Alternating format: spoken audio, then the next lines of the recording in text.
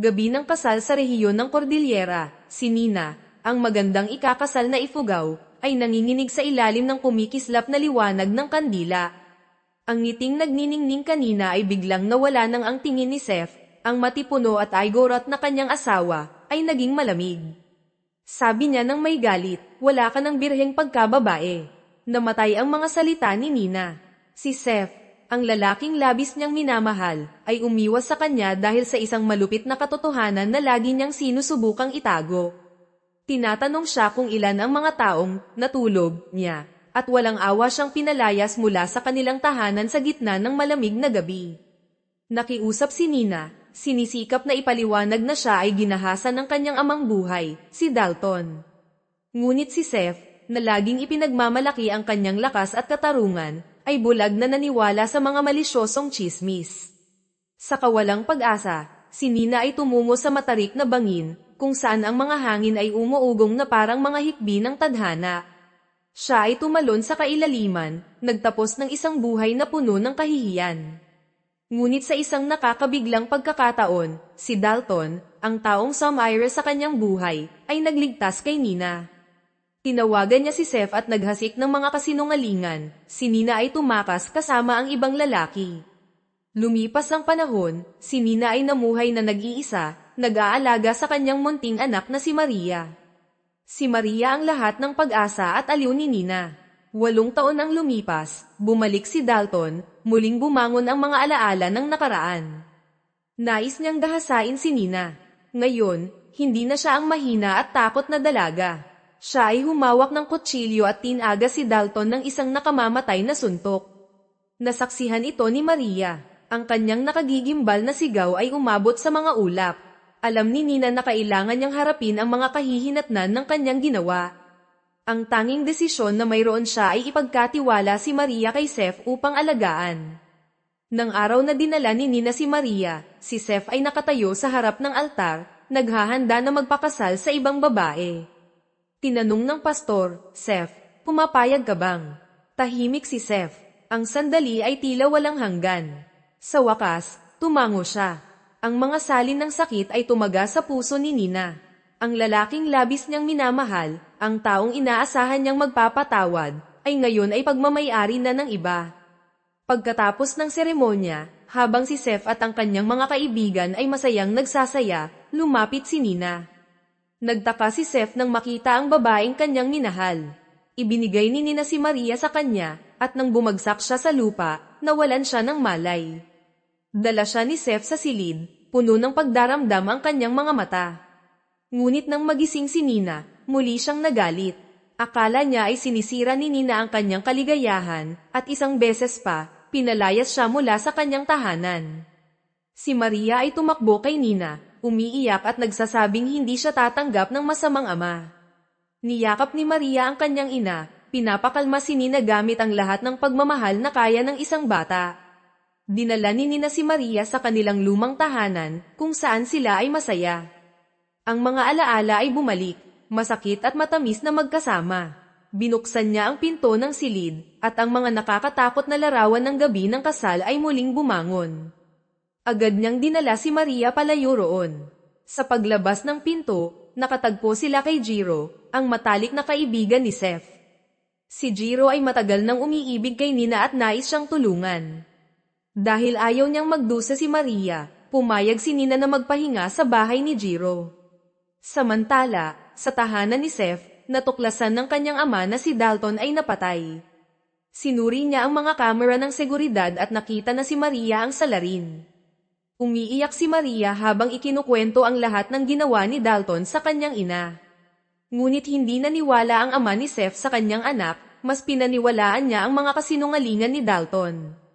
Si Nina ay nawawalan ng pag-asa. Ang dalawang lalaking pinakamamahal niya, ang kanyang asawa at ama ng kanyang asawa, ay hindi naniniwala sa kanya. Siya ay sumigaw, inilabas ang lahat ng damdaming naipon sa loob ng 9 na taon. Kinabukasan, pumunta si Seth sa bahay ni Jiro at nagmungkahi ng DNA test para kay Maria. Siya ay nag-aalala, ayaw niyang maniwala na ito ay totoo, ngunit umaasa rin na hindi siya niloko ni Nina. Ang resulta ng pagsusuri ay nagpapatunay na si Maria ay tunay na anak ni Seth. Agad siyang naghanap kay Nina, pinagsabihan siya ng galit, tinanong kung bakit itinago niya ang katotohanan ito sa loob ng 9 na taon, at kung bakit niya dinala ang kanilang anak sa araw ng kanyang kasal. Si Nina ay nagdurusa, hindi siya makapagsalita ng katotohanan na siya ay pumatay. Nagpasya siyang tahimik na tiisin ito. Pagkatapos, dinala niya si Maria sa bahay ni Seth. Si Maria ay umiiyak, nagmamakaawa sa kanyang ina na huwag siyang iwan. Pinakalma ni Nina ang kanyang anak, nangako na sa paglipas ng panahon, tiyak na makikita niya ito muli. Dinala ni Seth si Maria sa loob ng bahay, ngunit, matapos ang ilang hakbang, tumalikod si Maria at tinawag ang kanyang ina. Ang tawag ng kanyang anak ay parang isang saksak sa puso ni Nina. Pagkatapos bumalik sa kanilang lumang tahanan, kinuha ni Nina ang isang tala-arawan at pinagsaluhan ang kanyang huling hangarin. Pagkatapos, tumakbo siya patungo sa bangin, kung saan siya ay minsang nagtangkang magpakamatay 9 na taon na ang nakalipas. Nabasa ni Jiro ang tala-arawan ni Nina at nagpunta siya kay Seth upang sabihin sa kanya ang lahat. Hindi naniwala si Seth, iniisip na si Nina ay muling tatakas kasama ang ibang lalaki. Nang banggitin ni Jiro ang tungkol sa tala-arawan, saka lamang naniwala si Seth. Sabay silang nagmaneho papunta sa lumang bahay. Natagpuan nila si Nina na nakatayo sa gilid ng bangin. Nais niyang tumalon, ngunit ang mga salita ni Maria ay umuukit sa kanyang isipan. Sa gitna ng kawalang pag-asa, tumakbo si Seth, nagmamakaawa na huwag siyang gumawa ng isang hanggal na bagay. Tumingin si Nina sa lalaking hindi nagtitiwala sa kanya. Itinapon niya ang kanilang alaala sa bangin, at nagmadaling umalis. Hinabol ni Seth si Nina sa kanyang sasakyan. Hinarang niya ito, sinisisi siya kung bakit nais niyang gumawa ng hanggal na bagay. Sumagot si Nina na anong karapatan niya upang alalahanin ang kanyang buhay. Sa kawalang magawa, sinabi ni Seth na siya ang tunay na ama ng kanyang anak. Sinisi niya si Nina kung bakit siya naghintay ng 9 na taon upang sabihin ang katotohanan. Ayaw nang makipag-usap ni Nina sa kanya. Ang apoy ng galit ay nag-aapoy sa puso ni Nina. Inapakan ni Seth ang kanyang dignidad, at siya ay nanumpa na hindi niya kailanman patatawarin ang malupit na lalaking iyon. Nahabol ni Jiro si Seth at pinayuhan siyang umuwi na, upang siya na ang humawak sa sitwasyon. Nagalit si Seth at tinanong si Jiro kung ano ang karapatan niyang makialam. Sa mahinahong tono, sumagot si Jiro, naghihintay pa rin sa iyo ang iyong asawa. Tahimik si Seth at umalis. Tinanong ni Nina si Jiro kung paano niya nalaman na nais niyang magpakamatay. Sinabi ni Jiro na nag-alala ang kanyang ama at kapatid, at humiling sa kanya na hanapin siya. Nang marinig ang pangalan ng kanyang kapatid, nagulat si Nina. Akala niya ay patay na ito. Sa wakas, nalaman niyang si Dalton ay nailigtas. Agad na tumawag si Nina sa kanyang ama upang alamin ang kalagayan ni Dalton. Sinabi ng kanyang ama na siya ay nagising at nais na makauwi siya. Masaya si Nina, ngunit nang tanungin ang kanyang ama kung bakit siya tinulungan, ang sagot nito ay nagbigay sa kanya ng panginginig. Ginawa ito ng kanyang ama upang protektahan ang reputasyon ng pamilya, at hindi dahil sa kanyang kaligtasan. Nagpasya si Nina na hindi na siya babalik sa impyernong iyon. Nais niyang pumunta sa bahay ni Seth upang kunin ang kanyang anak. Nagbabala si Jiro na sa ugali ni Seth, hindi siya papayag na dalhin siya ni Nina. Sa isang pagtitipon ng pamilya ni Seth, iniabot ng kanyang lola ang kamay kay Maria para sa isang ritual ng pagbati, ngunit agad na tumanggi ang bata. Sa mahinahong pagtuturo ni Seth, napilitan si Maria na sumunod sa kanyang ama. Ipinakilala ni Seth ang bawat miyembro ng pamilya sa kanyang anak. Nang lumapit ang kanyang bagong asawa, si Gabriela, at sinabi na siya ang magiging ina ni Maria mula ngayon, agad na tumakbo si Maria upang yakapin si Seth, hindi tinatanggap ang sinumang ibang ina. Dumating sina Nina at Jiro sa bahay ni Seth. Natutuwa si Gabriela nang makita na natutunan ni Maria ang ritual ng paghalik sa kamay. Nais sanang tumakbo ni Nina upang yakapin ang kanyang anak, ngunit pinigilan siya ni Jiro. Alam niya ang ugali ni Seth at natatakot na magkaroon ng malaking gulo. Lumapit si Jiro kay Seth at sinabi na naghihintay sa kanya si Nina sa labas. Tumakbo si Seth upang salubungin si Nina, tinanong siya kung bakit siya narito. Sinabi ni Nina na nais niyang dalhin ang kanyang anak. Nagalit si Seth at sinabing hindi niya papayag ang gawin niya ang gusto niya. Inutusan niya si Nina na bumalik sa kanilang tahanan at huwag nang lumitaw sa harap ng kanyang anak. Sinabi ni Nina na hindi na siya babalik sa bahay na iyon, wala na siyang tiwala sa sinuman. Sa kabila ng mga pakiusap ni Nina, hinayla siya ni Seth papasok sa sasakyan, nagbabala na lumayo siya sa kanyang pamilya. Sa ibang lugar, 2 gangsters ang dumating upang mangolekta ng utang mula sa ama ni Nina. Nakiusap siya para sa karagdagang oras. Pagkatapos, pumunta siya sa silid ng ospital upang hanapin si Dalton. Alam niya ang masamang ugali ni Dalton, ngunit dahil sa labis na utang, hindi siya makapagsalita ng katotohanan. Sinabi niya kay Dalton na dinala ni Nina si Maria sa bahay ni Seth. Nabigo si Dalton nang malaman na nais pa rin ni Nina na bumalik kay Seth. Sinabi ng ama ni Nina na tiyak na ibabalik niya si Maria, ngunit sa kondisyon na dapat bayaran ni Dalton ang kanyang utang. Agad na pumayag si Dalton. Pumasok si Seth sa silid ni Maria, tinitingnan ng kanyang anak na mahimbing na natutulog. Ngunit dahil sa sobrang pangungulila sa kanyang ina, hindi makatulog. Si Maria, kahit gaano pa man ang pagsisikap ni Seth na punan ng puwang, hindi kailanman mapapalitan ng pagmamahal ng ina. Kinabukasan ng umaga, nagising si Seth na nagulat nang hindi makita si Maria sa kanyang kama. Nang makita niyang si Maria ay nag-aayos ng buhok sa harap ng salamin, siya ay nakahinga ng maluwag. Malungkot si Maria dahil hindi niya alam kung paano atali ang kanyang buhok. Mula noon, ang kanyang ina ang laging gumagawa nito para sa kanya. Upang hindi malungkot ang kanyang anak, si Seth ay nagpasya na atali ang buhok ni Maria. Kinuha niya ang kamay ng kanyang anak at dinala siya palabas ng silid. Nakita ito ni Gabriela at agad na isinara ang pinto, natatakot na malaman ni Seth na siya ay nakikinig. Sa agahan, tinanong ng kanyang lola si Seth kung bakit siya natulog sa silid ng kanyang anak at hindi sa silid ng kanyang asawa. Walang magawa si Seth, nagbigay ng dahilan na siya ay may trabaho upang makaiwas. Galit si Gabriela kay Nina at Maria dahil sa pagkasira ng kanyang kaligayahan. Nagpasya siyang dapat na itaboy si Maria. Nagdala si Gabriela ng isang sirang damit sa silid ni Maria, itinago ito sa ilalim ng kama upang ay paratang ito sa bata. Pagkatapos, tahimik siyang umupo upang kumain na parang walang nangyari. Sa panahon ng pagkain, patuloy na nagmumurang masama ang lola kay Nina, na labis na ikinabahala ni Maria. Narinig ito ni Gabriela at labis na nasiyahan. Nakita ng hipag na nakaupo sa tabi ang peking ngiti ni Gabriela at tinukso siya, "Masaya ka bang matulog ng mag-isa, ate?" Ang tanong na ito ay nagpasiklab ng galit kay Gabriela at umalis siya patungo sa kanyang silid. Ang hipag at kapatid ni Seth ay masaya dahil natanggal nila ang tinik sa kanilang mata. Umalis si Gabriela sa kanyang silid at nagsimula ng pag-iyak ng mga luha ng buwaya upang linlangin ang kanyang biyenan. Pumasok ang ina ni Seth upang aliwin ang kanyang manugang, sinabing ang hipag ay isang mabait na tao at hindi na kailangang bigyang pansin ang mga salitang iyon. Ngunit sinabi ni Gabriela na hindi siya umiiyak dahil dito, siya ay malungkot dahil hindi niya mahanap ang kanyang damit pangkasal. Upang hindi makaranas ng hirap ang kanyang manugang, agad na naghanap ng damit pangkasal ang ina ni Seth para sa kanya.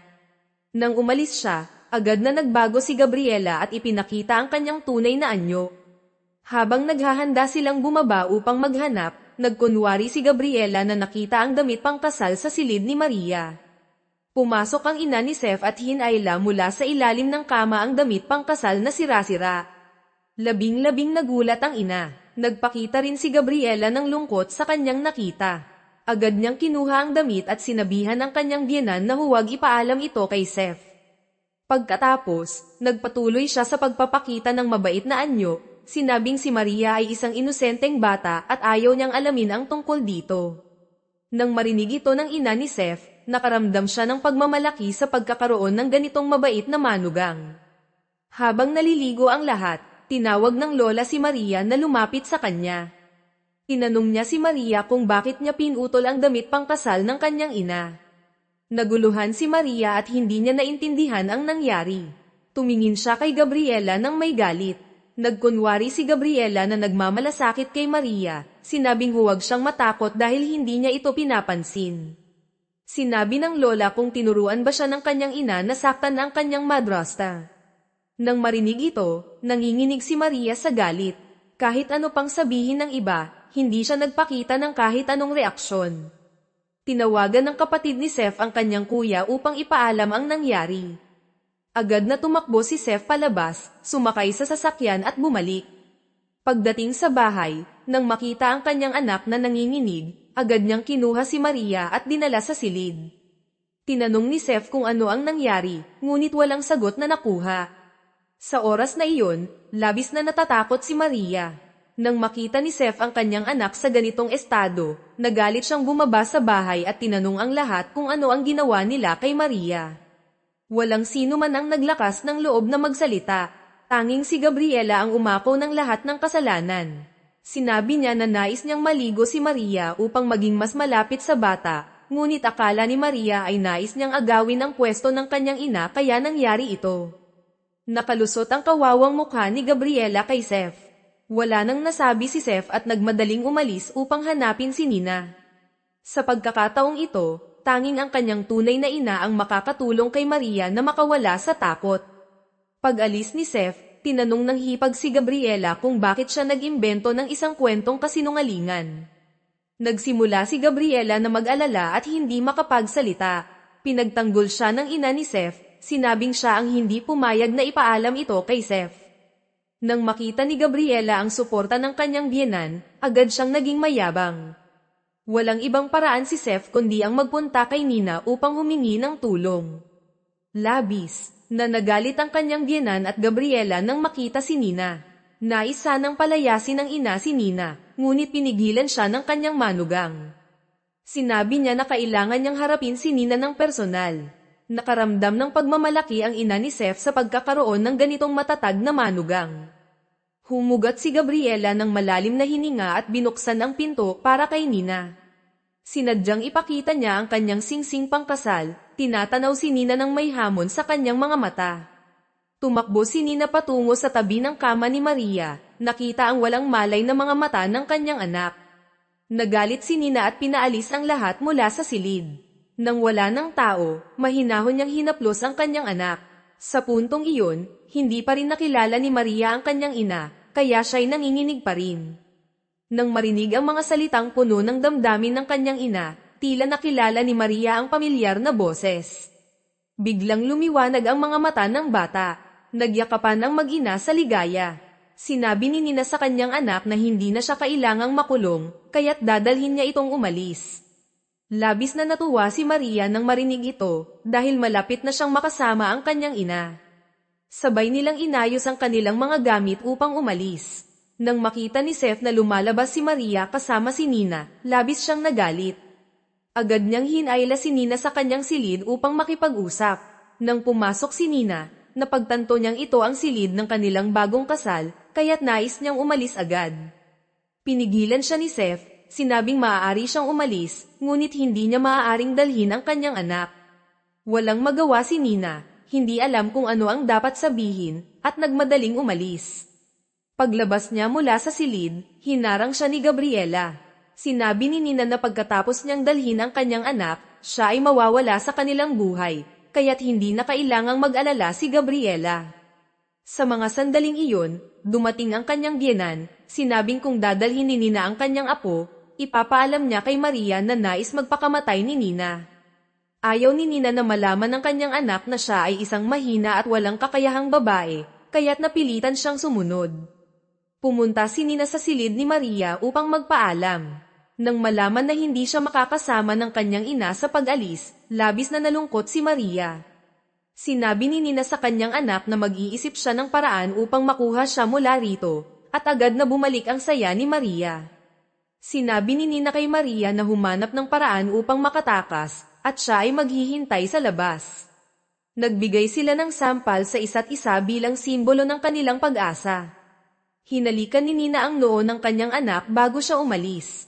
Pumunta si Nina sa kanilang lumang bahay, kinuha ang kanyang talaarawan, at sumulat na dadalhin niya ang kanyang anak palayo dito at iiwasan ang mga masasamang tao. Sa pagkakataong ito, labis na namimiss ni Maria ang kanyang ina, kaya tiningnan niya ang labas ng bintana, umaasang darating ang kanyang ina. Dinalhan ni Seth ng pagkain si Maria sa kanyang silid, ngunit nananatiling galit si Maria dahil sa paghihiwalay sa kanila ng kanyang ina, kaya't hindi siya nagbigay pansin. Sinabi ni Maria na hindi siya kakain kung wala ang kanyang ina sa tabi. Walang magawa si Seth, ngunit bilang isang bata, nang makita ang masarap na pagkain, hindi niya mapigilan ang kanyang damdamin. Ibinaba ni Seth ang pagkain at umalis na lamang.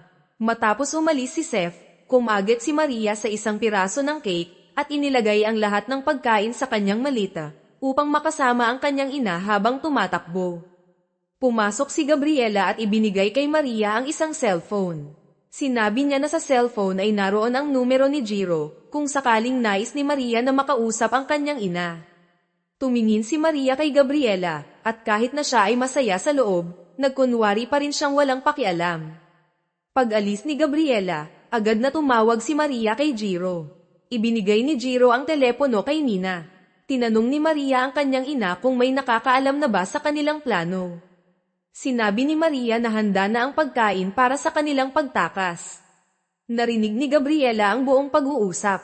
Ang masamang babae ay bumalik sa kanyang silid na may mapanlinlang na ngiti. Tiyak na nag-iisip siya ng isang masamang plano. Pumunta si Seth sa silid ng kanyang anak at masayang nag-alok na matulog kasama siya, ngunit tumanggi si Maria. Napilitang umupo si Seth sa hagdang bato. Binuksan ni Maria ang pinto upang tingnan, ngunit nakita niyang andoon pa rin ang kanyang ama. Kinailangan niyang bumalik sa silid at mag-isip ng paraan upang makatakas. Dumating si Nina sa harap ng bahay ni Seth upang salubungin ang kanyang anak, ngunit kahit umaga na, wala pa ring palatandaan si Maria. Binuksan ni Maria ang pinto at natagpuan ang kanyang ama na nagbabantay. Walang magawa si Maria kundi pumasok sa silid at umiyak. Habang siya ay naguguluhan, biglang sumigaw si Gabriela, "Daga!" Narinig ito ng pamilya at nagmadali silang pumunta. Lumabas na sa katotohanan. Nagsinungaling siya tungkol sa daga upang matulungan si Maria na makatakas. Nakapagtakbo si Maria papunta sa kanyang ina. Habang naghahanda silang umalis, umingay ang isang kabayo sa malapit. Narinig ni Seth ang sigaw ng kabayo at tumakbo upang tingnan, at natagpuan niyang dinadala ni Nina ang kanyang anak upang makatakas. Agad siyang tumakbo sa gate upang pigilan ang mag-ina. Kahit sinabi ni Maria na ayaw na niyang makasama ang kanyang ama, hindi pa rin siya pinakawalan ni Seth. Habang nag-aaway ang dalawa, dumating ang mga pulis. Napag-alaman na tinawagan ng ama ni Nina ang mga pulis upang arestuhin ang kanyang anak. Naglabas siya ng isang papel at sinabing siya ang lehitimong tagapag-alaga ni Maria at ipinadala ang mga tao upang agawin ang kanyang apo. Sa kabila ng lahat ng pagsalungat, dinala pa rin si Maria ng kanyang lolo. Inutusan ng mga pulis si Nina na ibigay ang pasaporte ng kanyang anak upang dalhin siya ng kanyang ama sa ibang lugar. Nagalit si Seth at kinuhang ang pasaporte, pinunit ito sa pira-piraso. Sa huli, pareho silang ikinulong ng mga pulis. Sinisi ni Seth si Nina kung bakit niya ibinigay ang karapatan sa pangangalaga ng kanyang anak sa isang masamang tao tulad ng kanyang ama. Naalala ni Nina ang nakaraan. 9 na taon na ang nakalipas, hindi lamang hindi siya pinrotektahan ng kanyang ama, kundi pinagsabihan pa siyang baliw at ipinadala sa isang mental hospital. Matapos ipanganak ni Nina ang kanyang anak, kinuha ng kanyang ama ang kanyang karapatan bilang ina. Sinabi ni Nina na walang karapatan si Seth na sisihin siya dahil siya ang unang tumalikod sa kanya. Naniniwala si Seth na noong mga panahong iyon, si Nina ang may kasalanan. Nang makita ang lalaki sa kanyang harapan na puno ng sakit, nahabag si Nina. Inabot niya ang kanyang kamay upang panasan ang luha ni Seth. Sa tamang sandali, dumating si Jiro, at agad na bumalik ang kanilang mga damdamin. Pinakawalan ni Jiro ang dalawa. Pagkalabas nila, sinabi ng mga pulis na ginamit ng ama ni Nina ang kanyang posisyon sa embahada upang gumawa ng bagong pasaporte para kay Maria. Sa kasalukuyan, nasa paliparan na sila at naghahanda ng dalhin ang bata. Agad silang sumakay ng sasakyan patungo sa paliparan. Ngunit pagdating nila, nagsimula nang umalis ang eroplano. Labis na nasaktan si Nina nang makita ang kanyang anak na umaalis sa kanyang mga bisig. Walang magawa si Seth kundi tingnan ang eroplano sa langit. Magkasama silang lumabas. Kinuha ni Nina ang kanyang telepono upang mag-book ng tiket ng eroplano upang iligtas ang kanyang anak. Nag-alok si Seth na sumama, na labis na nagulat kay Nina. Sinabi ni Seth na ayaw niyang ipagkatiwala ang buhay ng kanyang anak sa isang masamang tao tulad ng kanyang ama. Nang malaman ni Gabriela na susunod ang kanyang asawa sa kanyang dating asawa upang hanapin ang kanilang anak, nagkunwari siyang nahimatay. Pagkatapos, dinala ng lahat si Gabriela sa sofa. Nang makita ng kanyang ina na iniwan ang kanyang anak, ibinuhos niya ang lahat ng sisi kay Seth. Hindi matanggap ng ina ni Seth ang paghusga sa kanyang anak, kaya tumayo siya upang tumutol. Nagkaroon ng alitan ang dalawa. Inutusan ng pangalawang hipag si Gabriela na dalhin ng mga katulong sa kanyang silid upang magpahinga. Nagpatuloy si Gabriela sa pagpapanggap na mahina, ngunit nang makaalis ang mga katulong, agad siyang nagbago ng anyo. Sumakay sina Seth at Nina sa eroplano upang hanapin ang kanilang anak na si Maria. Tinanong ni Seth si Nina kung saan niya gustong dalhin ang kanilang anak. Sumagot si Nina na nais niyang pumunta sa Amerika upang makalayo sa mga tao na hindi mabuti sa kanya. Naalala ni Seth ang masayang sandali noong kasal nila 9 na taon na ang nakalipas, at labis siyang natuwa nang makita si Nina na nakasuot ng wedding gown. Lumapit siya upang atali ang pulang ribbon sa kanyang damit bilang patunay ng kanilang pagmamahalan. Bukod dito, nag-ukit pa sila ng kanilang mga pangalan sa isang puno, simbolo ng kanilang walang hanggang pag-ibig. Hindi na kaya na ni Nina ang damdamin, kaya tumakbo siya sa banyo upang ilabas ang kanyang lungkot. Umuwi ang kanyang lolo at nakatagpo ng ilang mga gangster. Inutusan niya ang kanyang mga tauhan na dalhin si Maria upang makatakas. Isinara nila ang bata sa isang sasakyan at dinala siya sa isang bahay sa labas ng bayan. Pagdating doon, tumanggi si Maria na bumaba ng sasakyan. Inutusan ng kanyang lolo ang mga tauhan na hilahin siya sa harap ng bahay. Umiiyak si Maria at humihiling na dalhin siya pabalik sa kanyang mga magulang. Sa kabila ng mga pakiusap ni Maria, nanatiling kalmado ang kanyang lolo at inutusan ang mga tauhan na ikulong ang kanyang apo sa isang silid. Nakita ni Maria ang isang malita at naisip ang tungkol sa cellphone. Nang makalabas ang mga tauhan, binuksan niya ang malita at kinuha ang cellphone upang tawagan si Jiro. Sinabi ni Maria na papunta na ang kanyang mga magulang upang iligtas siya. Tumili siya sa sobrang saya. Binuksan ng kanyang lolo ang pinto at kinuha ang cellphone. Nang makita ni Jiro na naputol ang tawag, nag-alala siya na may nangyaring masama. Sa gabi, tinawagan niya si Seth upang ipaalam ang balita. Nang malaman na ligtas ang kanyang anak, nakaramdam ng ginhawa ang dalawa. Nais ni Jiro na makausap si Nina, na nagpasiklab ng galit kay Seth, kaya't pinutol niya ang tawag. Tinukoy ni Seth kay Nina ang kanyang ugnayan kay Jiro. Ayaw ni Nina ng pagtatalo, kaya't umalis siya. Sinundan siya ni Seth at tinanong kung ano ang relasyon niya kay Jiro. Sinabi niya na hindi ito may kinalaman sa kanya at wala siyang karapatang mag-utos sa kanya dahil kasal na siya. Wala nang masabi si Seth at pumasok sa bahay. Nagulat si Nina nang malaman na alam ni Seth na dati siyang nanirahan doon. Tinanong niya kung nakapunta na ba siya roon. Sumagot si Seth na 1 taon pagkatapos, pumunta siya roon upang pakinggan ang paliwanag ni Nina, ngunit noong panahong iyon ay nakulong na siya ng kanyang ama sa isang mental hospital upang manganak. Naghanap si Seth sa buong bahay ngunit hindi niya natagpuan si Nina. Sinabi ng kanyang kuya na tumakas na si Nina kasama ang ibang lalaki. Hindi naniwala si Seth at pinatawag ang kanyang kuya upang tawagan si Nina. Naghanda na ang kanyang kuya para sa lahat ng ito. Dahil sa pagbabanta ni Seth, tinawagan ng kanyang kuya si Nina, ngunit isang lalaki ang sumagot at sinabing siya ang bagong kasintahan ni Nina. Nais ni Seth na makipag-usap ng direkta sa kanyang asawa. Nagkunwari ang lalaki na tinatawag si Nina, at pagkatapos ay pinatugtog ang isang recording para marinig ni Seth. Nang marinig ni Seth na tinatawag ni Nina ang ibang lalaki sa isang malapit na paraan, nasaktan siya at pinutol ang tawag, naniniwala na nagtaksil si Nina. Sumigaw si Nina na hindi siya kailanman nakipagrelasyon sa ibang lalaki, at ang kanyang ama ang nagdala sa kanya sa mental hospital. Kung mahal siya ni Seth, dapat siyang magtiwala sa kanya. Naniniwala si Seth na patuloy pa rin siyang nagsisinungaling. Matapos ang kanilang pagtatalo, pumasok sila sa bahay upang hanapin si Maria, ngunit wala silang natagpuan. Nagpanik sina Nina at Seth. Sa bahay ni Seth, ayaw ng kanyang ina na magdusa ang kanyang anak na si Gabriela mula sa malamig na pakikitungo ng pamilya ng kanyang asawa, kaya't inaalok niyang dalhin ang kanyang anak pabalik sa kanilang bahay. Habang naghahanda silang umalis, nakita ng pangalawang hipag ang nangyayari at sumigaw upang tawagin ang lahat. Lumabas ang kanyang biyenan na galit at sinabing dapat sundin ang kanyang mga utos. Pinagtanggol ng ina ni Gabriela ang kanyang anak at tinanong kung dapat bang mag-isa ang kanyang anak sa silid. Walang sinabi ang kanyang biyenan at umalis na lamang. Nang umalis sila, bigla ang tumakbo ang kanyang biyenan na may hawak na baril na nagdulot ng gulat sa lahat. Sinabi ng ina ni Gabriela na kung may lakas ng loob siya, dapat niyang iputok ang baril. Nagpakita si Gabriela ng malungkot na mukha at nagpaalala sa kanyang biyenan na alagaan ang kanyang kalusugan, ngunit paglingon niya, nagbago ang kanyang anyo. Walang magawa ang kanyang biyenan kundi panoorin ang kanyang manugang na umalis, at hindi siya nagkaroon ng lakas ng loob na iputok ang baril. Nagdulot ito ng ginhawa sa lahat.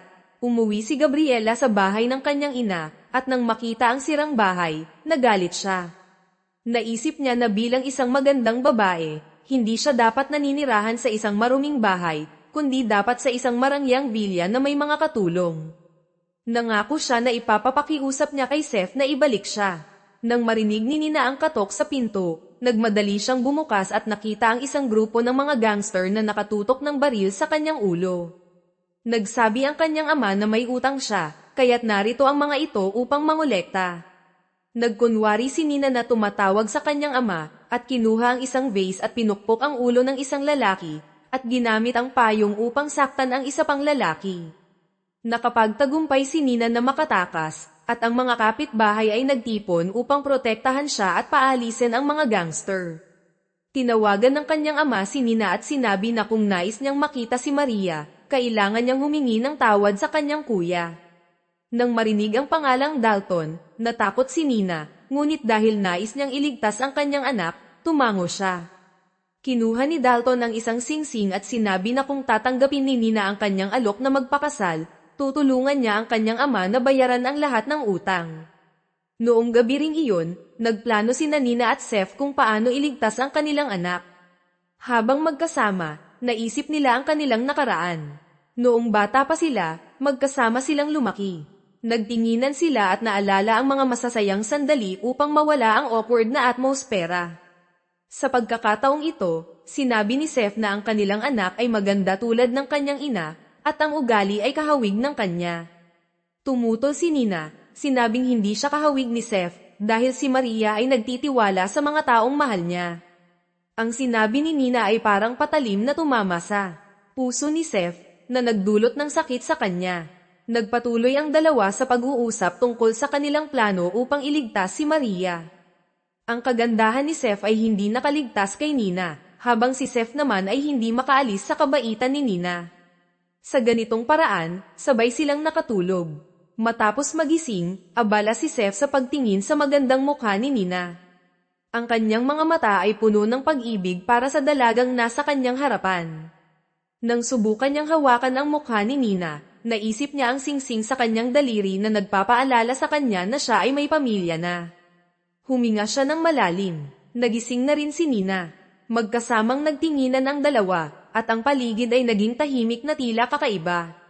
Sa bahay ni Seth, humiling ang kanyang biyenan kay Jiro na dalhin si Gabriela pabalik. Masaya si Gabriela, ngunit ang kanyang mga magulang ay matigas na hindi siya pinapayagang bumalik sa bahay na iyon. Nagkunwari si Gabriela na nais niyang makipag-usap kay Jiro, dahil sa lahat ng pagod na ginawa nito upang makapunta doon. Bago umalis, nagbigay siya ng babala sa kanyang ina na huwag gumawa ng gulo. Sa pagkakataong ito, hindi sinasadyang nasabi ni Seth na si Maria ay maganda tulad ng kanyang ina, ngunit ang kanyang ugali ay nagmula sa kanya. Agad na tumugon si Nina, hindi kahawig ni Maria ang ama niya. Nagtitiwala ang batang iyon sa mga taong mahal niya.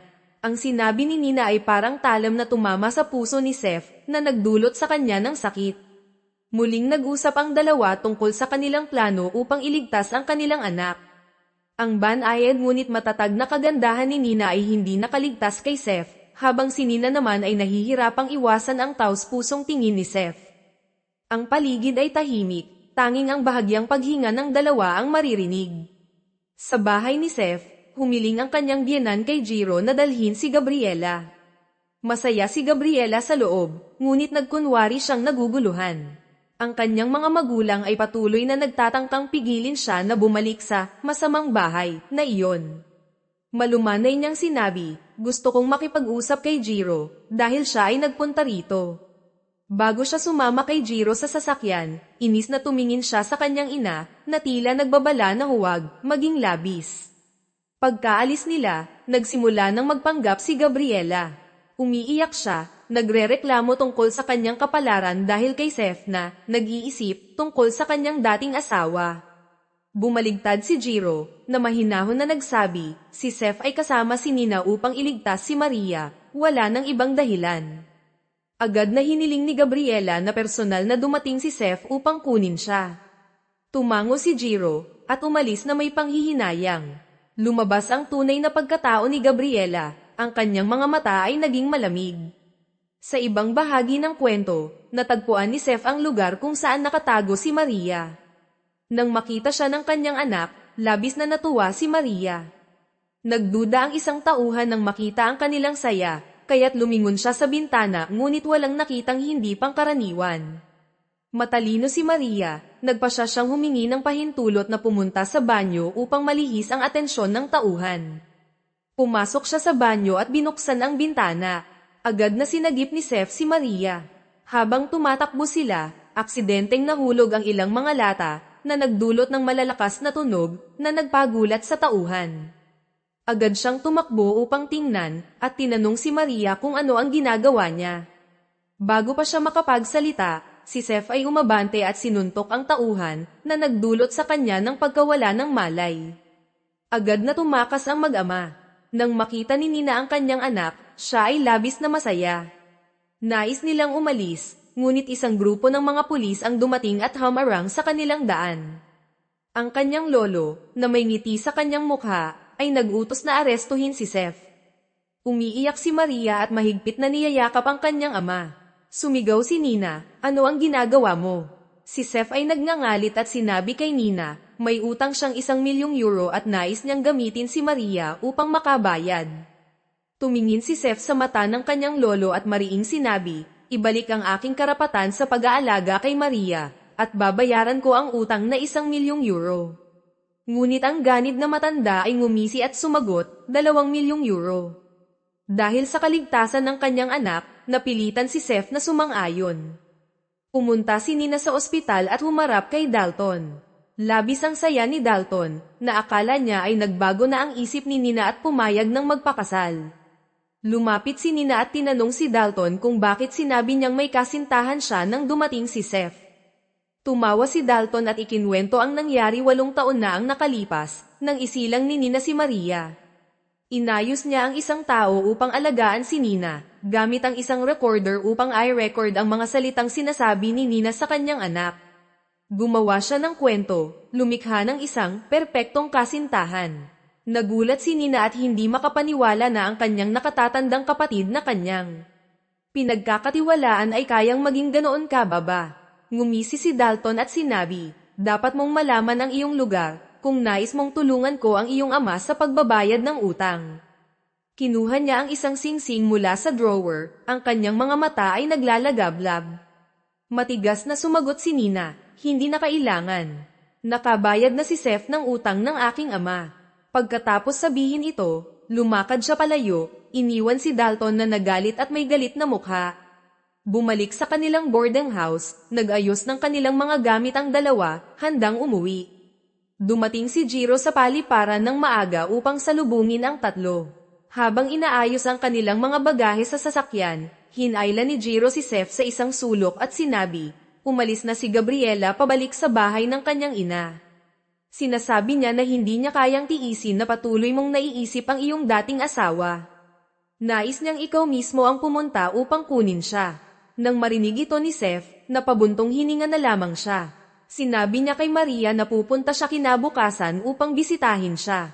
Nawalan ng pag-asa si Maria at mahigpit na humawak sa kamay ng kanyang ama. Habang unti-unting nawawala ang silweta ni Seth, naramdaman din ni Nina ang pangungulila. Pumunta si Seth sa bahay ni Gabriela. Nang marinig ang boses ng kanyang asawa, labis na natuwa si Gabriela, ngunit nagbigay siya ng babala sa kanyang ina na huwag magsalita ng hindi maganda. Lumabas siya, tumingin kay Seth, at mahigpit na niyakap ang kanyang dibdib, na nagtatapat, tiyak na ipapakita ko sa iyo na makakalimutan mo si Nina. Nang marinig ito, tumango si Seth. Dinala ni Jiro si Nina at Maria pabalik sa bahay. Sa daan, narinig nilang sinabi ng hipag na sa gabing iyon, opisyal na magpapakasal sina Seth at Gabriela. Parang gumuho ang mundo ni Nina. Sobrang sakit, tila parang may libo-libong talam na sumasaksak sa kanyang puso. Isinara ni Seth ang pinto ng silid ng kasal kasama si Gabriela. Pumasok si Gabriela na may ngiti sa kanyang mukha, puno ng tagumpay.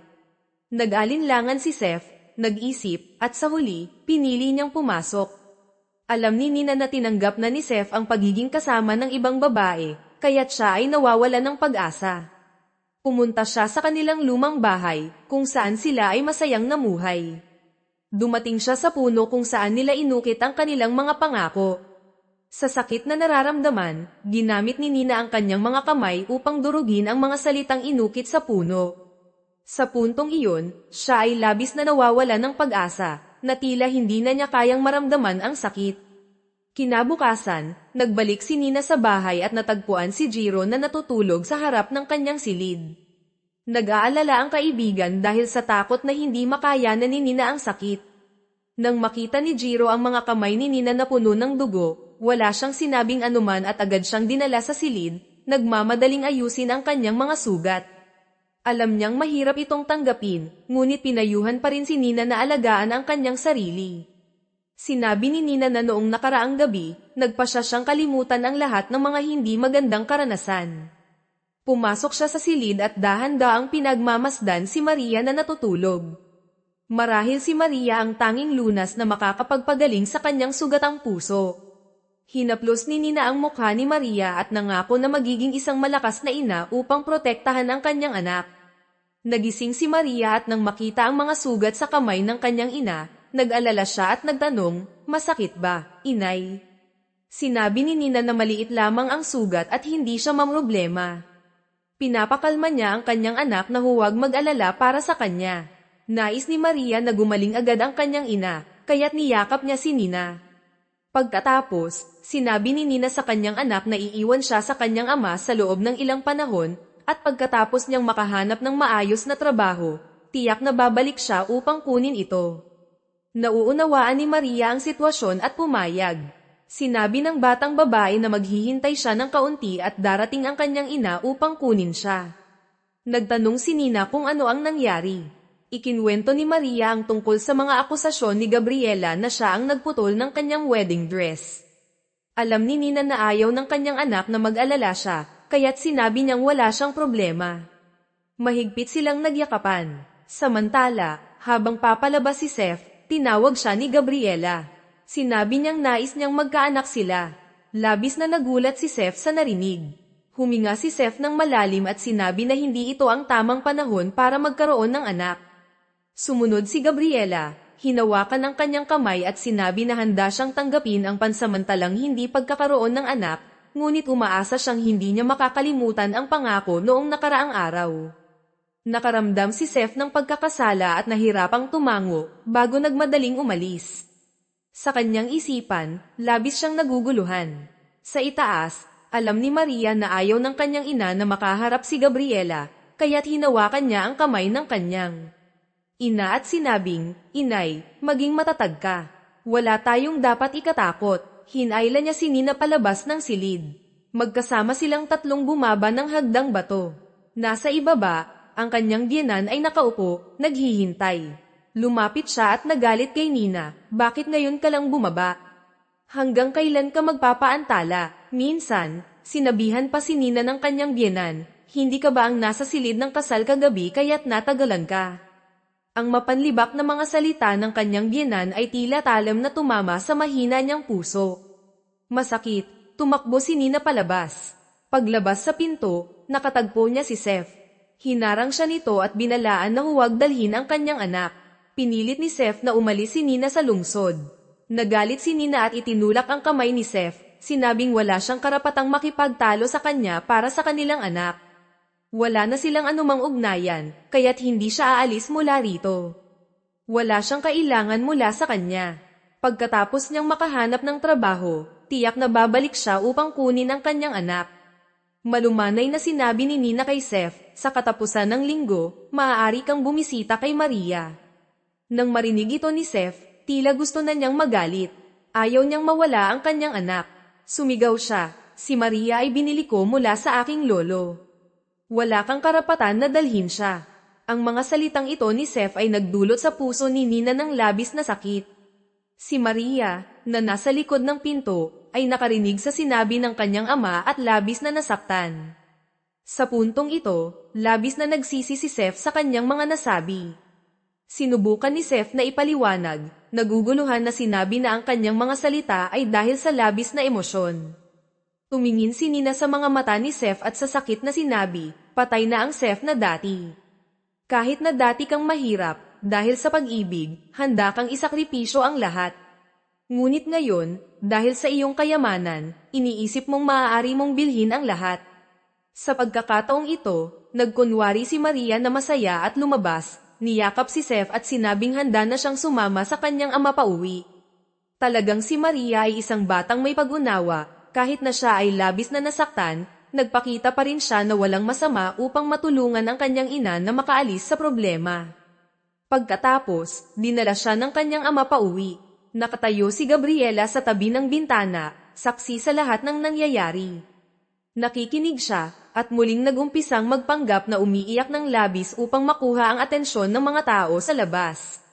Narinig ito ng kanyang hipag, kaya't dahan-dahan siyang lumapit sa pinto upang makinig, at natagpuan ang kanyang kapatid na babae na umiiyak sa loob ng silid. Agad siyang nagmadaling ipaalam ito sa kanyang biyenan.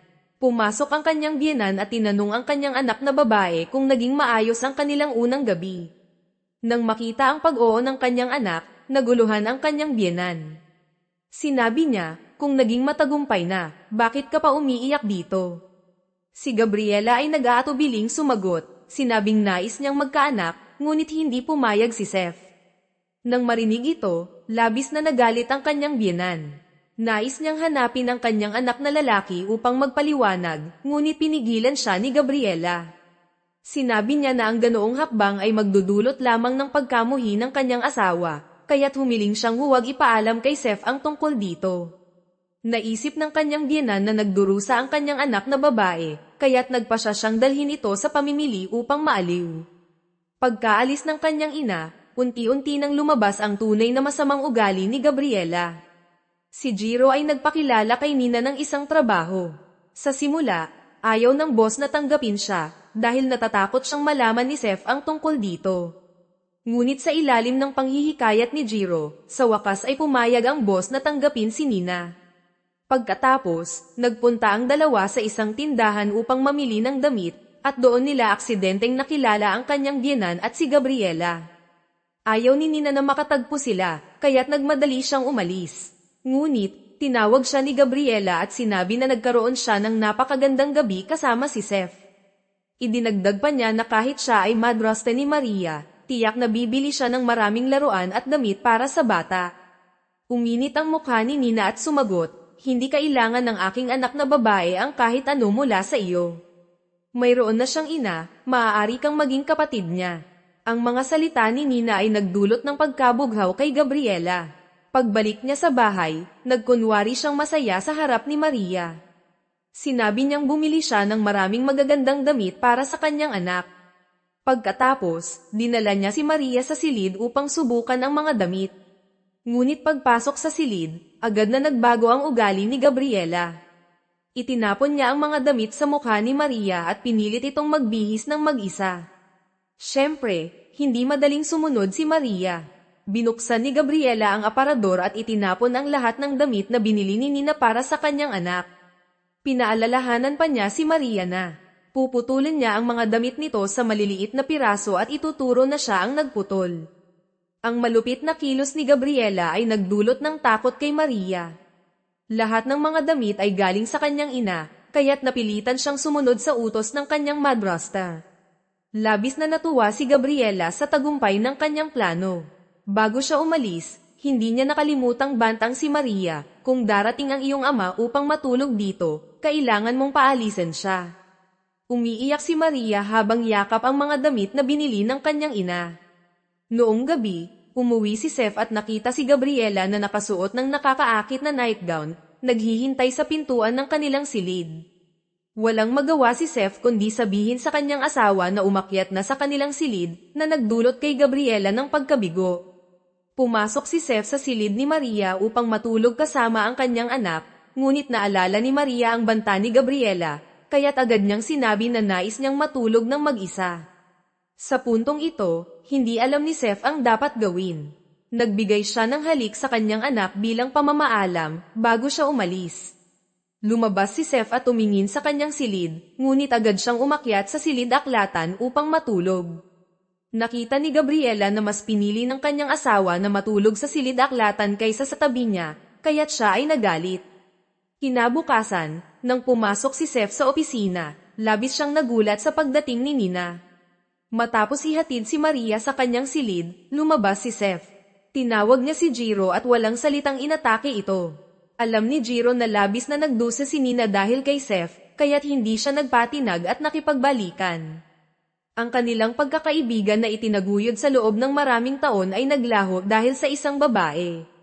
Sa gitna ng galit, ibinuhos ni Jiro ang kanyang saloobin at ikinwento kay Seth ang lahat ng pinagdaanan ni Nina sa nakaraang 9 na taon, kasama na ang mga akusasyon at pagkakakulong niya sa isang mental na ospital. Sakit ang naramdaman ni Seth at sinisi si Jiro kung bakit siya naniwala sa mga tao sa labas at hindi sa kanya. Sa matinding pagdaramdam, sumagot si Jiro, dahil mahal ko si Nina. Ano man ang sabihin niya, ako'y maniniwala at poprotektahan siya. Nawala sa katinoan si Seth.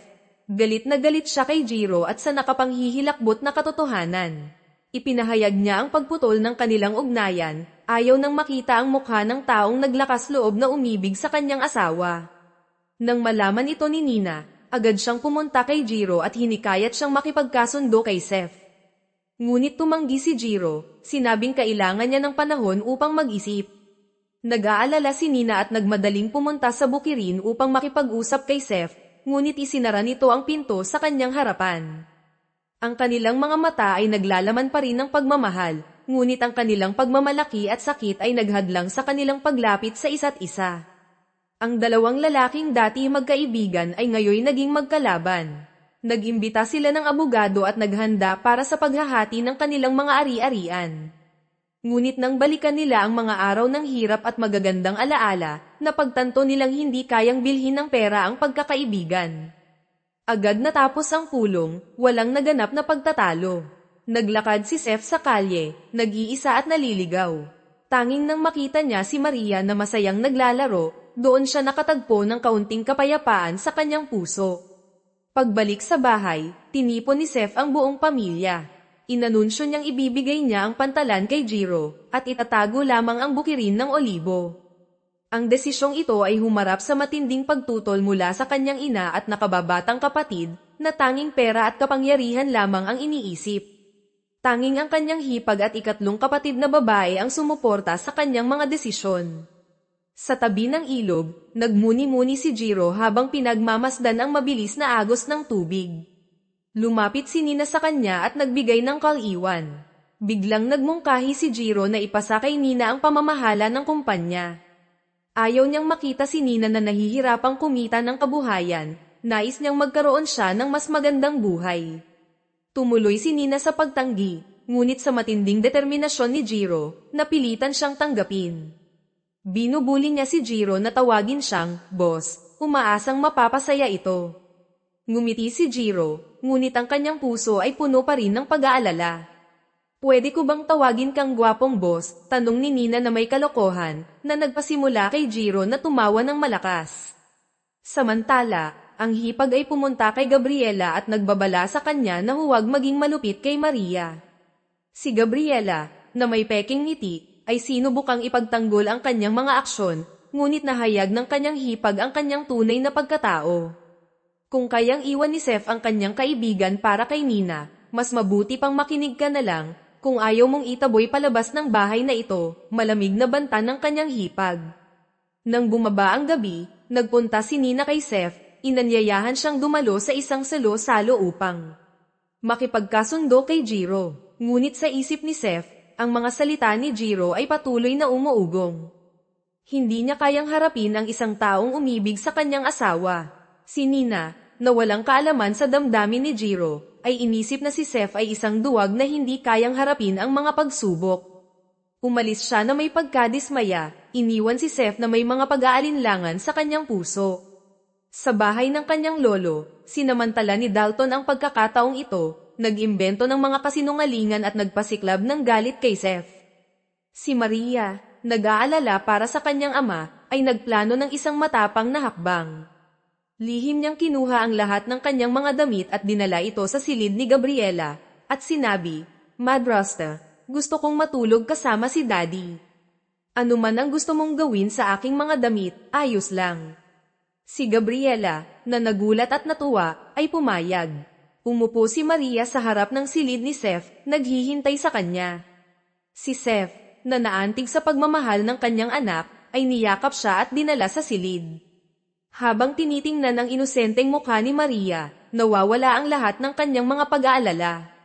Kinabukasan, nagpunta si Nina kay Jiro at sinabi niyang nakipag-usap siya kay Seth, ngunit hindi niya binanggit ang damdamin nito. Nais lamang niyang ayusin ang pagkakaibigan ng dalawa. Dahil kay Nina, nangako si Jiro na gagawin ang lahat. Humiling si Nina sa kapatid ni Jiro na tulungan siyang ayusin ang isang pagpupulong kasama ang kanyang hipag. Ipinahayag ni Nina ang kanyang pagnanais na humingi ng tulong kay Maria upang makipagkasundo sina Seth at Jiro. Ang kanyang hipag, na palaging hindi kontento kay Gabriela, ay masayang pumayag. Sa hapagkainan, komandat ang hipag kay Maria. Ang batang babae, na may kalokohan, ay aksidenteng nabanggit ang pangalan ng kanyang hipag na nagdulot ng nakakatawang sitwasyon. Si Seth, na naantig sa nakakatawang pagkakamali ng kanyang anak, ay pumayag na dalhin si Maria upang bisitahin ang kanyang ina. Noong gabi, nagpunta si Nina sa bukirin upang makipagkita kay Maria. Si Gabriela, na lihim na nagmamasid, ay nakinig sa pag-uusap ng dalawa. Sinabi ni Nina kay Seth na kung makikipagkasundo siya kay Jiro, tatanggapin niyang manirahan sa isang bahay na kanyang aayusin at hindi makikipag-ugnayan sa sinuman, basta't makikita niya si Maria ng madalas. Nang marinig ito ni Gabriela, siya ay nagngangalit sa galit. Matapos marinig ang sinabi ni Nina, naguluhan si Seth. Ngunit pumayag pa rin siya sa kahilingan nito. Si Gabriela, na nakinig sa pag-uusap, ay labis na nagalit. Pinuntahan niya ang kanyang kapatid at humiling na tulungan siyang gumanti kay Nina. Kinabukasan, nagpunta si Nina sa isang restaurant at biglang nakatagpo ng kanyang lolo. Tinatanong niya ito kung bakit siya biglang bumalik sa bansa. Ang lalaki, na walang kahihiyan, ay nagsabing siya ay namimiss ang kanyang anak na babae at nais siyang bisitahin. Hindi naniwala si Nina.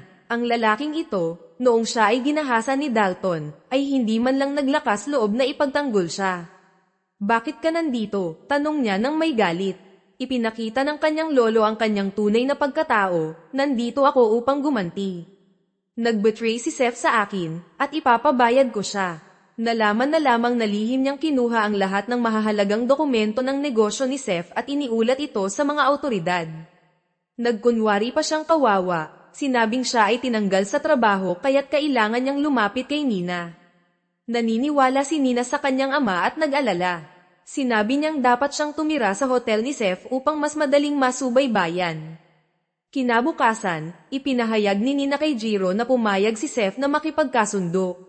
Natuwa si Jiro at tinanong kung ano ang ginawa niya upang makumbinsi ang matigas na kaibigang iyon.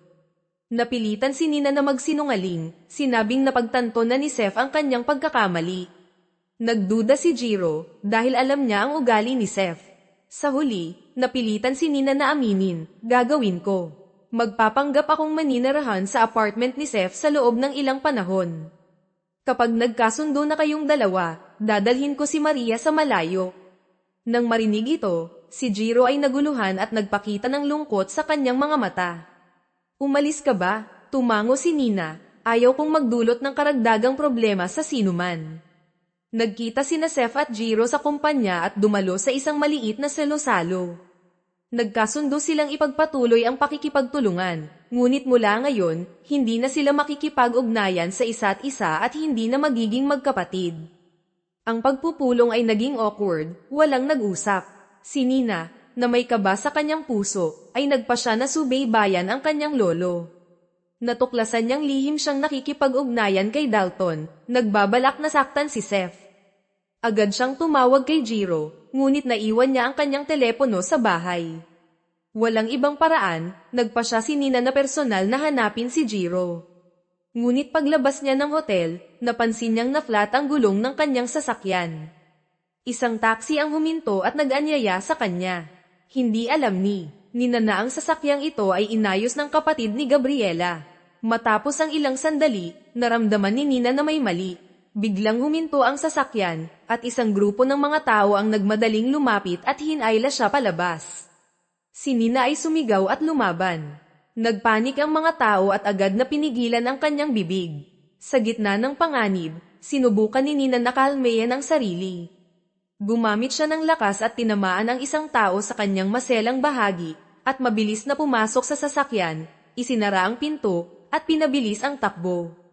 Si Seth at Jiro, habang nag-uusap ng awkward sa salo-salo, ay hindi alam na si Nina ay nasa panganib.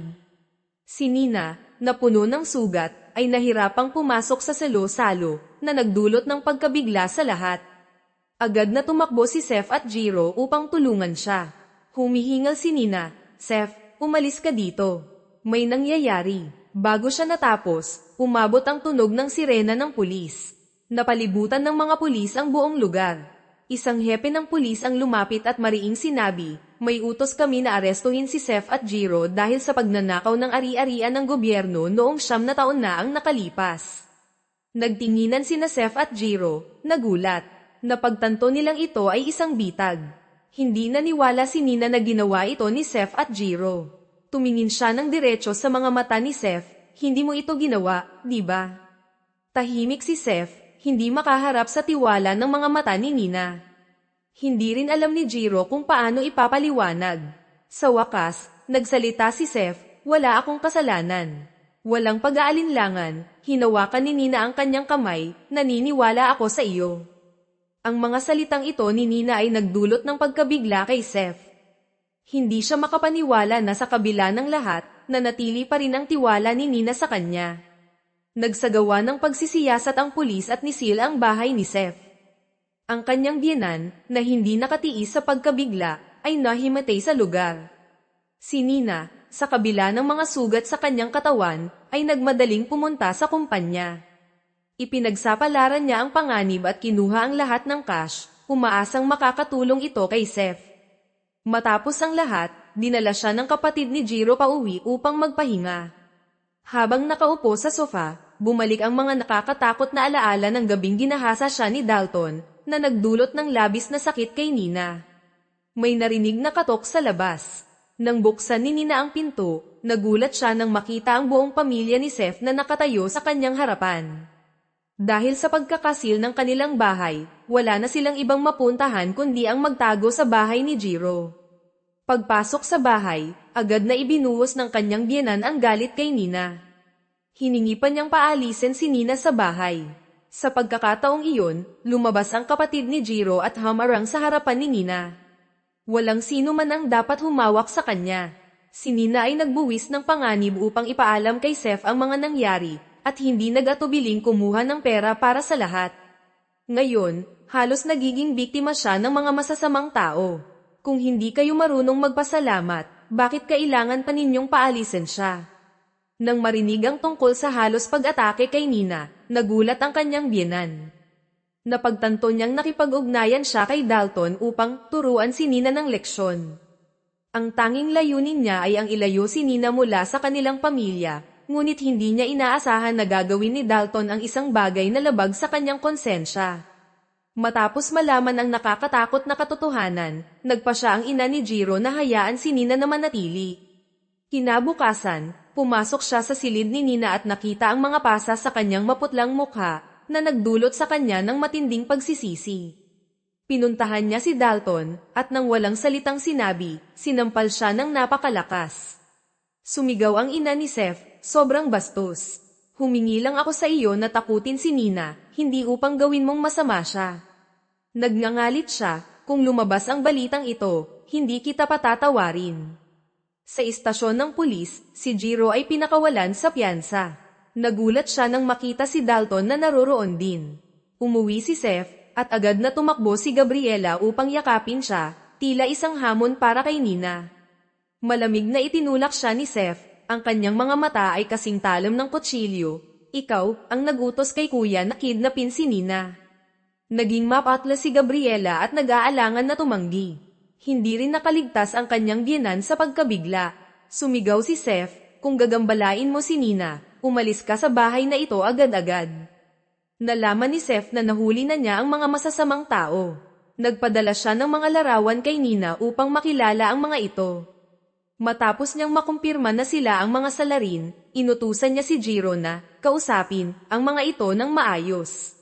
Sa kanilang pagdurusa, inamin nila na si Dalton ang utak ng lahat. Sa daan papunta sa bahay ni Maria, nag-aalala si Nina, Seth, may paraan ba upang itago ang mga pasa na ito? Ayaw kong makita ako ng bata na ganito. Huminto si Seth sa sasakyan, tumingin ng malalim sa mga mata ni Nina, at parang sinaksak ang kanyang puso sa mga sugat sa kanyang mukha. Tahimik siyang kumuha ng isang silk na panyo mula sa sasakyan at maingat na ibinuhol ito sa leeg ni Nina upang itago ang mga pasa. Dumating sila sa maliit na bahay, kung saan masayang naglalaro si Maria kasama ang bunsong kapatid ni Seth. Habang pinagmamasdan ang masayang tanawin, bumalik ang mga alaala ng mga masayang araw na nagdulot ng pangungulila sa kanilang dalawa. Bumaba si Seth mula sa sasakyan at niyakap si Maria. Tumingin ang bata sa kanyang namumugto na mga mata at masiglang nagreklamo, Tatay, matanda ka na, huwag kang umiyak. Hayaan mong panasan ko ang mga luha mo. Ginamit ni Maria ang kanyang maliliit na kamay upang panasan ang mga luha sa pisngi ni Seth. Dinala niya si Maria sa loob ng bahay at niyakap ito, Maria, maaaring kailanganin kong pumasok sa kulungan. Nang marinig ito, nagulat si Maria at niyakap ng mahigpit si Seth, na may tinig na nanginginig, kung papasok ka, sobrang mamimiss kita. Pero nangangako ako, magiging mabait ako at maghihintay sa iyong pagbabalik. Sa sandaling iyon, labis na naantig si Seth. Niyakap ng mag-ama ang isa't isa ng mahigpit, pinahalagahan ang bawat huling sandali na magkasama. Matapos nito, dinala ni Seth si Nina at Maria pauwi. Hinayla ni Maria ang kamay ng kanyang ama, Tatay, gusto kong matulog kasama ka. Ngumiti si Seth at inakay ang bata pataas. Bago umalis, lumingon siya kay Nina, magandang gabi. Ang kanyang mga mata ay puno ng komplikadong damdamin, may pag-aalala at distansya.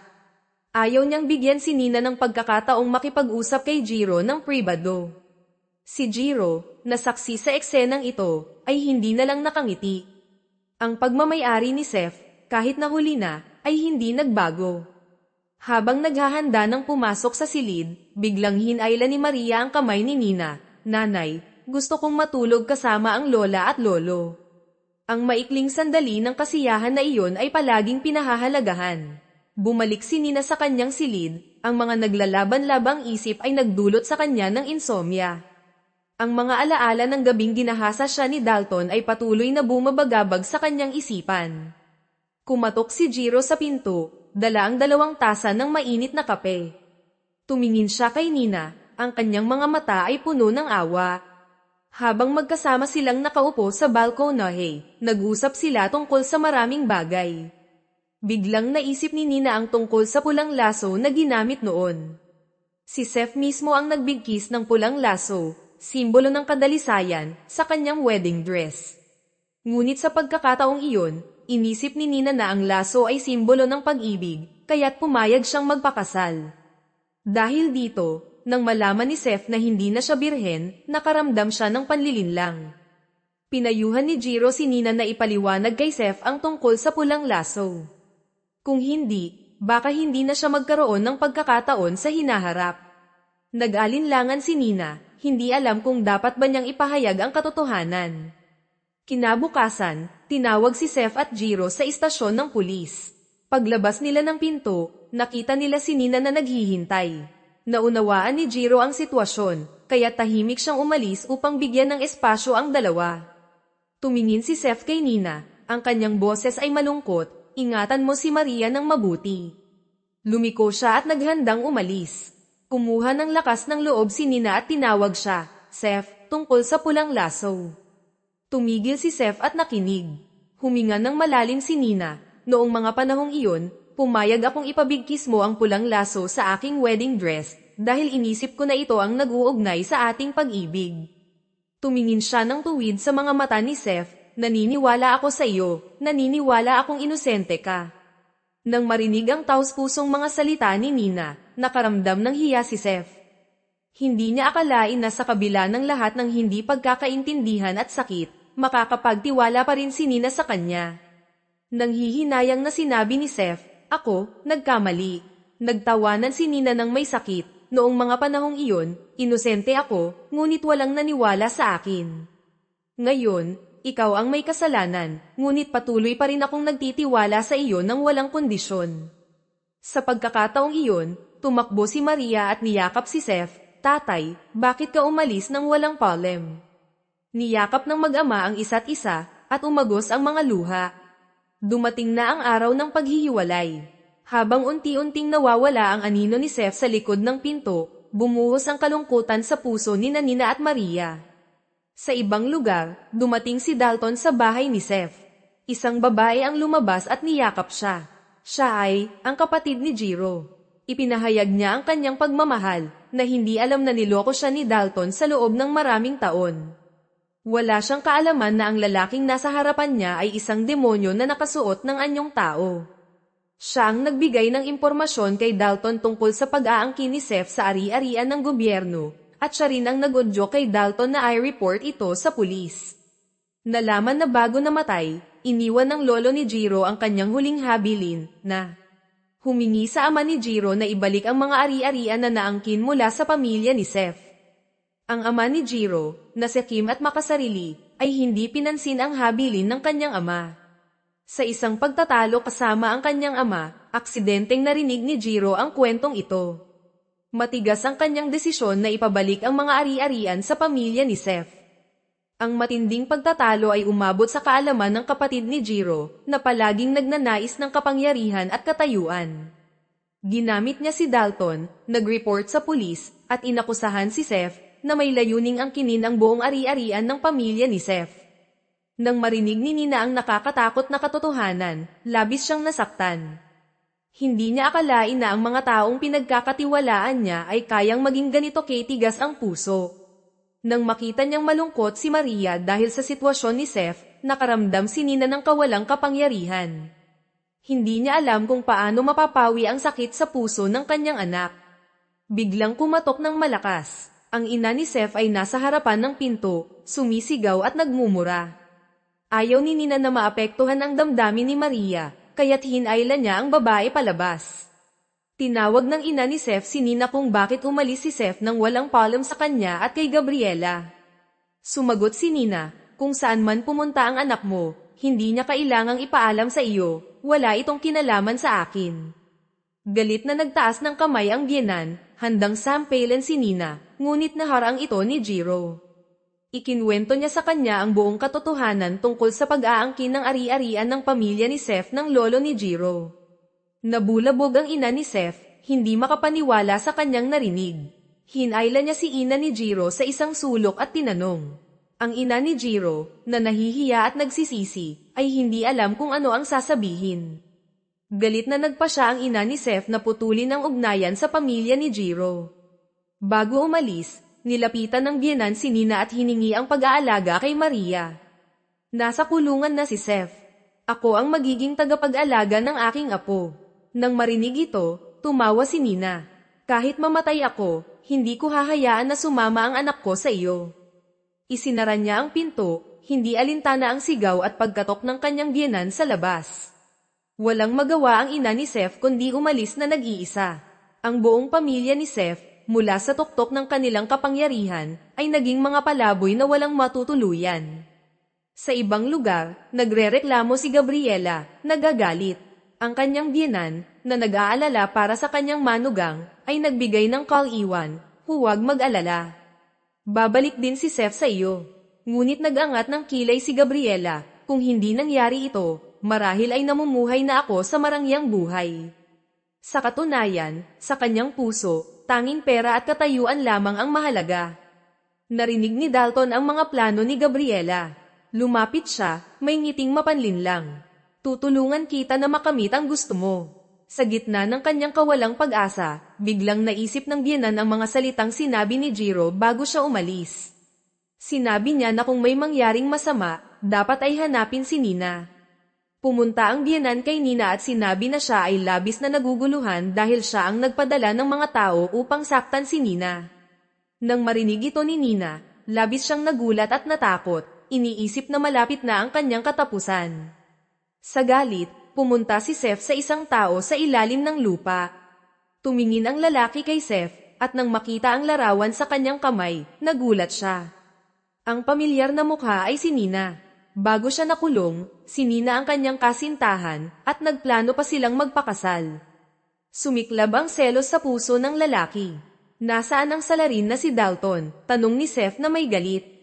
Ang lalaki ay nagngangalit, ipapakita ko sa iyo. Huwag mong galawin ang aking babae. Di nagtagal, si Jiro at ang kapatid ni Seth ay pumunta sa tahanan ni Dalton. Kumatok ang kapatid ni Seth, at nagulat si Dalton na tumakas sa bintana. Mabilis na nahuli siya ni Jiro.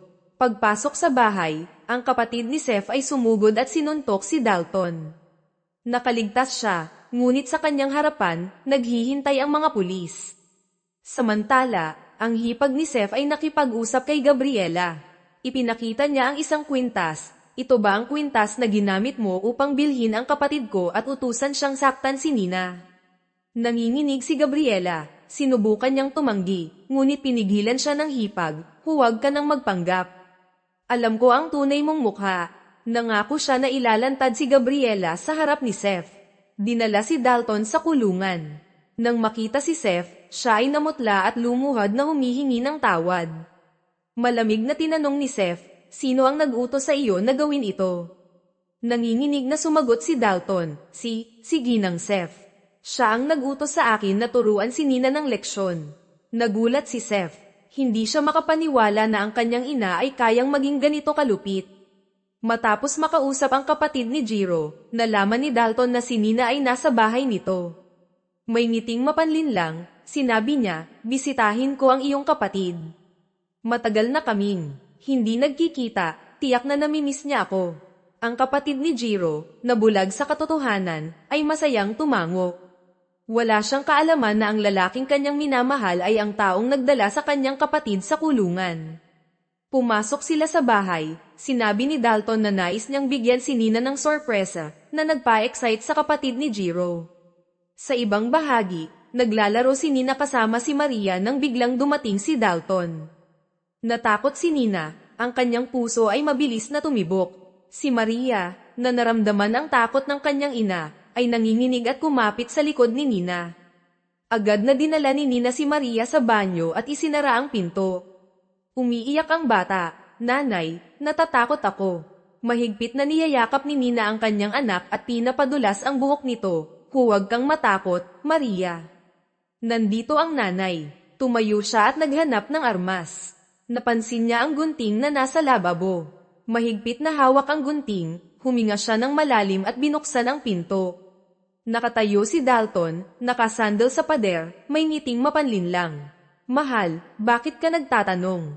Nandito ako para dalhin ka pa uwi. Magpapakasal tayo at mamumuhay ng masaya. Sumigaw si Nina. Umalis ka dito. Kung hindi, papatayin kita. Tumawa si Dalton, ano sa tingin mo ang magagawa mo sa akin? Mahal kita, Nina. Mahigit 10 taon na akong nagmamahal sa iyo.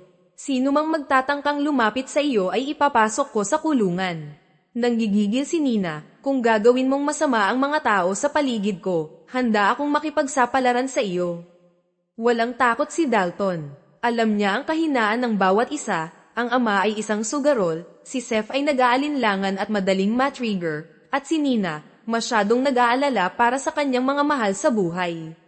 May ngiting mapanlinlang, sinabi niya, kung hindi ka magpapakasal sa akin, isa-isa silang magbabayad. Nawala ang mga salita kay Nina, ang kanyang kamay na mahigpit na hawak ang gunting ay nanginginig. Ano ang dapat niyang gawin?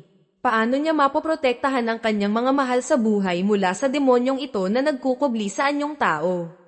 Agad siyang tumakbo pabalik sa banyo, niyayakap si Maria na nanginginig. Patawad, anak, patawad.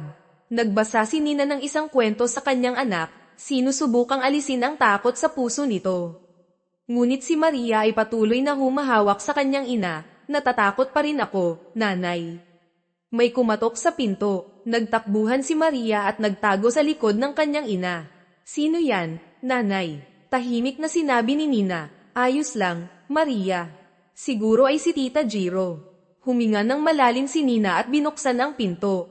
Nakatayo ang kapatid ni Jiro sa kanyang harapan, may ngiting pilit. Kumusta, Nina? Gusto ka sanang makausap ni Dalton. Nagulat si Nina. Hindi siya makapaniwala sa kanyang narinig. Tita, alam mo ba kung ano ang nangyayari? Iwasan ng kapatid ni Jiro ang mga mata ni Nina. Kami, sobrang mahal namin ang isa't isa. Nais lang niyang mabuti para sa iyo. Nanghihinayang si Nina. Wala siyang magawa kundi ang ipakita ang tunay na pagkatao ni Dalton. Alam mo ba kung anong klaseng tao siya? Humagulgol si Jiro, huwag ka nang magsalita. Hindi alam ni Jiro ang tungkol dito, at ayaw kong malaman niya. Nagtataka si Nina, paano siya makakapagtiwala sa isang tao tulad ni Dalton? Bingi ka na, ginagamit ka niya. Umiling ang kapatid ni Jiro. Mahal ko siya, Nina. Naniniwala ako sa kanya. Alam ni Nina na wala ng silbi ang kanyang mga salita. Ang pag-ibig ay nakabulag sa isip ng babaeng ito. Wala nang ibang magawa si Nina kundi ang bumalik sa loob ng bahay at yakapin ang kanyang anak. Kinabukasan, nagpunta si Nina kay Dalton.